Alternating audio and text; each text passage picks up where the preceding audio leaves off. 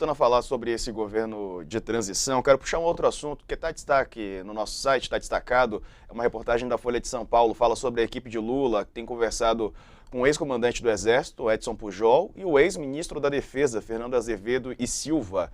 Aí a reportagem, né, eles participaram do governo Bolsonaro, o presidente demitiu o então ministro da Defesa e Pujol, os comandantes da Marinha, da Aeronáutica, pediram demissão logo em seguida, fez várias mudanças aí Bolsonaro nos comandos, até que fosse minimamente atendido no que desejava. Integrantes do governo de transição avaliam que eles foram importantes para manter a institucionalidade, esses nomes que eu citei, né, o Pujol e também o ministro, em um momento de crise e tentativa de politização dos militares. O grupo técnico da transição sobre a área da defesa é o único que não foi anunciado, Josias. Havia uma expectativa de que o presidente eleito fosse a Brasília para que aí sim isso acontecesse, mas aí por conta da cirurgia, Lula ficou um tempo a mais em São Paulo. E esses nomes, Josias, do Fernando Azevedo e Silva e do Edson Pujol? São nomes óbvios, né? O governo de transição obrigatoriamente teria que passar por esses nomes.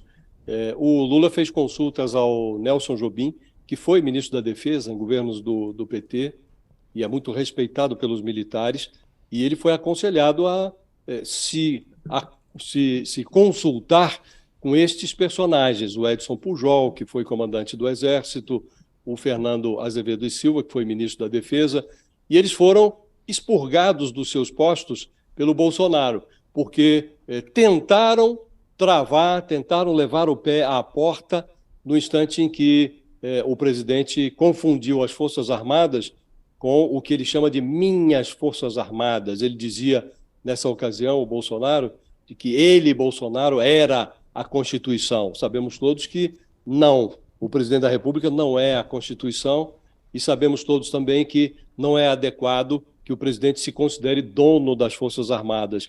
Esses oficiais, dois generais respeitados, eles tentaram colocar o pé na porta, mas foram expurgados num movimento inédito. Bolsonaro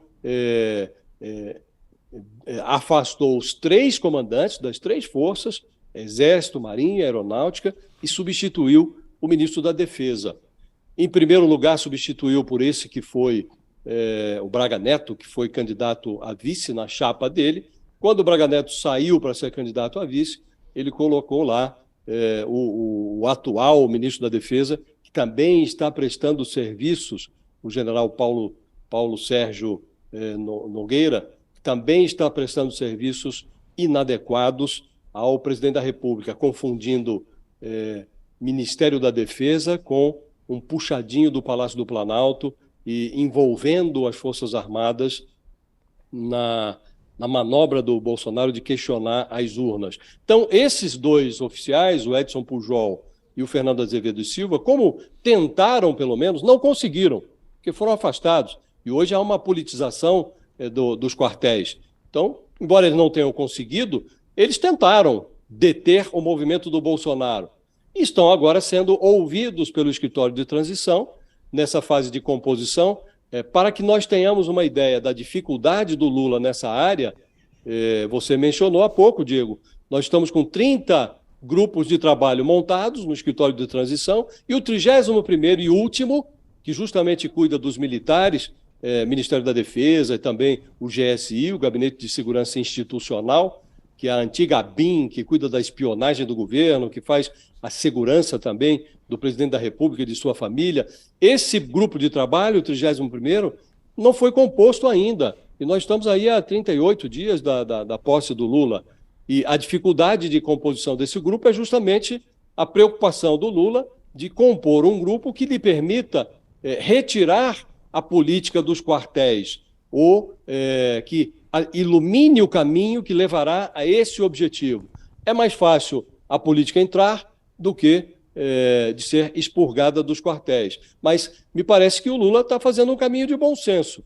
Está ouvindo os oficiais que tentaram impedir que o Bolsonaro, tentaram sem sucesso, impedir que o Bolsonaro invadisse com a sua política nefasta os quartéis. Não vai ser fácil retirar os quartéis de dentro a política de dentro dos quartéis, Diego, mas o Lula está fazendo o caminho que parece mais adequado, ouvindo aqueles oficiais que têm algum apreço, algum respeito pela institucionalidade e pelos valores democráticos.